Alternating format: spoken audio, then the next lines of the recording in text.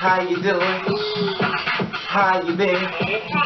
What's going on? What's good? How you getting it in? Body getting it funny.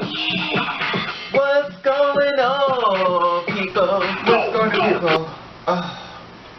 Hopefully everybody's doing everything as far as being productive in your life, you know, and as far as living. I come to you once again on more bad news. A loving one of our sisters has been murdered. Her name was Rae'Lynn Thomas. Here she is.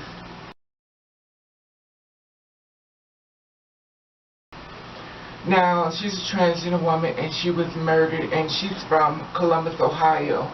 Now, I don't know if you know this, but she was living, it was a guy that was living with her by the name of James Allen Bird, and he was 53 years old. He stands at 6'2". He weighs 260 pounds. Now, remind you, here he is.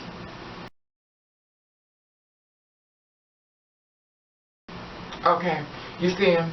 Now, remind you, Rae'Lynn is only 5'5", and she only wore 150 pounds. She only weighed 150 pounds. Now, this, like I said before, this is from Columbus, Ohio. And the family in Columbus, Ohio wanted to be viewed as a hate crime. You know, and the thing about it is that, you know, he got upset. I don't know what kind of altercation happened inside there, but basically James had a problem with her transition and stuff, kept calling her the devil. Now, the thing is that he lived in the house with them, so it's not somebody, you know, that just nearby come by. He was there with them. Now, the thing is that Rae'Lynn's mother kept saying that, she kept saying that the things that hurt her the most was that, I guess through the altercation and stuff, he went in and he shot her twice, tried to beat her with a scale, and as he, basically, she was pleading for her life and stuff, and asked, you know, Mama, help me, and, you know, I know the mother could say was that, her daughter kept saying was, Mom, please don't leave me, I'm dying, please don't leave me. So basically, she was dying right in front of her mother's eyes, and her mother was upset because she wasn't there, and she felt as though her daughter died alone. I'm assuming that she went to the hospital and she died there alone and stuff, you know. Now, they're saying that the cops is not going to review this as a hate crime, so. Now, remind you, James lives in the house and stuff, so I'm assuming that was the mother's boyfriend. James has a long track record. 25 years of it. Dozens that include drug, criminal damages, and now murder. You know, and the thing about it is that Rae'Lynn Thomas was like, you know, she was like a happy girl, you know, and the family still referred to her for some reason, but you know how family is. Didn't use the right pronouns, they called her him, but that's something to do with the family. I'm not going to get on into that. I'm just going to let you know what actually happened. And she was murdered. She was shot by James inside of the house. Anyway, I'm going to shoot this footage over to you to get a rough idea and hear the mother's words for yourself and give you an idea of actually what happened to one of our sisters. Remember, 28 years old, 5'5", 150 pounds versus a man that's 6'2", 280 pounds, attacked her, shot her, tried to beat her with a scale, and this is the thing, he shot her, then on top of that, he tried to beat her with a scale. Anyway, here's the video right here. New tonight, a Columbus mother who watched her daughter get shot in southwest Columbus says police need to investigate her killing as a hate crime. Good evening, I'm Jerry Rebish. Kristen is off tonight. For the first time, we are hearing from the family of a transgender woman. Police say she was shot to death by a man who lived with her family. 53-year-old James Allen Byrd is in jail tonight while the family of Rae'Lynn Thomas is planning her funeral. In tonight's top story, 10 TV's Tyler Beckham is live at the Columbus Police headquarters where police say they are not investigating the killing as a hate crime. Tyler. Hey, Jerry, I dug into Byrd's criminal history, and over the last 25 years, I found dozens of charges here. Everything from drug-related charges to criminal damaging and now murder.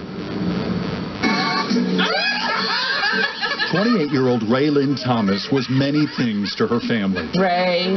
Rayshawn, my boo. Aunt Shannon Thomas remembers her transgendered niece as performer, life of the party, and fashionista. Rae'Lynn's mom remembers her daughter's final words. Mom, please, please don't leave me. I'm dying. They are heartbreaking enough. Mom, I love you.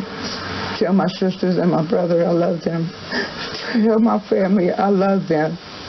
I'm dying. Mom, I'm dying. Please don't leave me. Without considering the words she never got to say, goodbye. And I feel like I left him. I couldn't get up there with him. My son died by himself. Family says they accepted Ray's transition from male to female 10 years ago, despite still referring to her as a son or using pronouns like he. Renee's ex, James Allen Byrd, they say, was not okay with Ray's life as a woman and often called her the devil, just as Renee says he did while she and Rae'Lynn watched TV in the family's Southwest Columbus home and just before the gunshots. He was in the bedroom, and he just came around the corner and shot my son. After firing twice, Renee says Byrd began grabbing whatever he could and beating Rae'Lynn as she begged for her life. And he picked up my heavy scale and wanted to beat him with that. You shot my son. How much more? Renee called police, who arrested Byrd, then called her out to talk to her. She never saw Rae'Lynn alive again. Here's the pay. Here's the pay. Now memories are all the family has left, like this.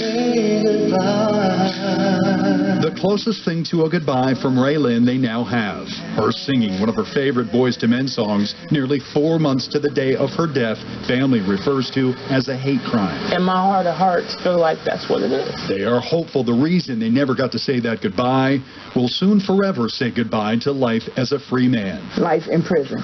Spend your life in prison. That's what you do. I can't spend my life with my son because you took him from me. I don't want you to spend life with your family. And as Rae'Lynn's family plans her funeral, Byrd remains in jail tonight on a $2 million bond. Columbus police, meanwhile, are not investigating the killing as a hate crime. Very crazy. Very disheartening. You know, my emotions are all over the place. I'm upset. I don't want to say too much because I'm very angry. And the thing about it is that when I do these videos and stuff, you already know they drain me.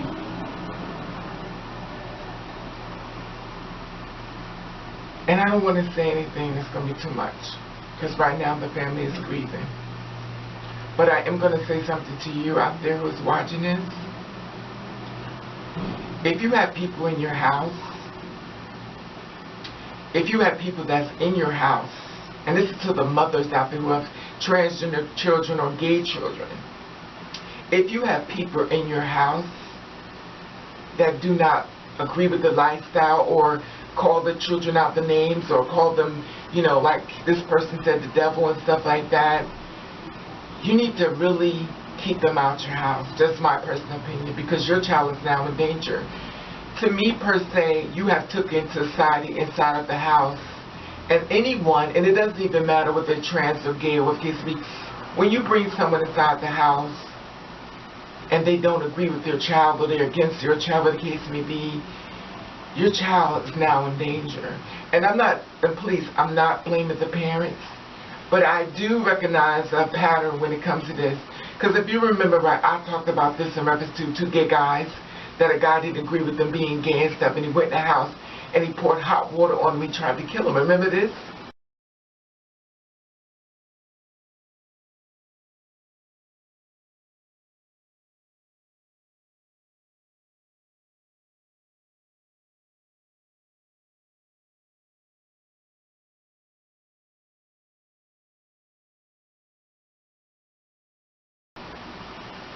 You know, and the thing about it is that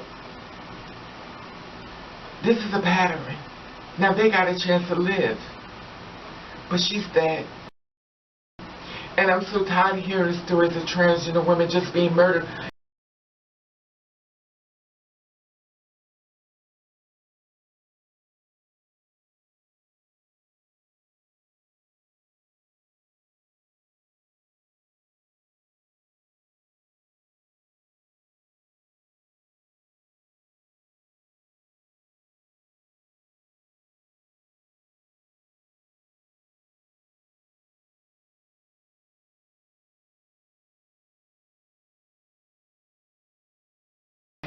We're being murdered and getting accounted for. It's just like it's always no big deal. You know, and before I say anything even more, you know, because I have to bite my tongue in this one, I had to pray really hard in this one. Because I got to bite my tongue completely off in this one. But I will say, Rae'Lynn Thomas, rest in peace, my sister.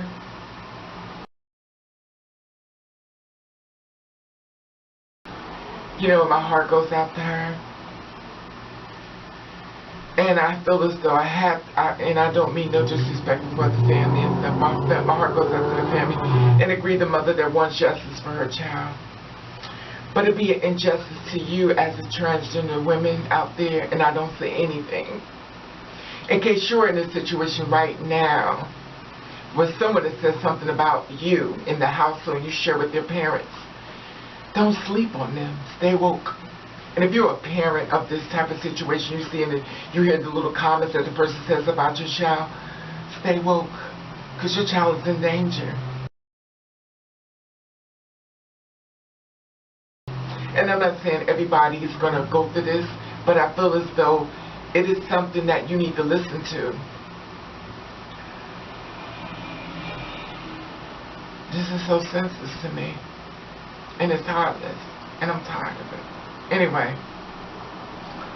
I'm going to stop it there because I'm going to say too much, and I know in my mouth, and I am going to say too much, so I'm going to say, you know, just be careful for my girls out there, my trans sisters, and I'm sorry this happened to you, Rae'Lynn. But, rest in peace, my sister. And for you out there that's trying to live in your truth, please be careful of everybody that's around you, that you allow to be in your life, that you pull close to you. Because it don't always have to be a family friend or someone that's it could be somebody in your relationship with, it could be somebody that you think they care about you and they don't. Just please keep your eyes aware of people when they make little comments of justice or something that's soon to come. And I've talked to you about this before. Anyway, I want to let you know that I love you and be safe. Okay? Until we meet again.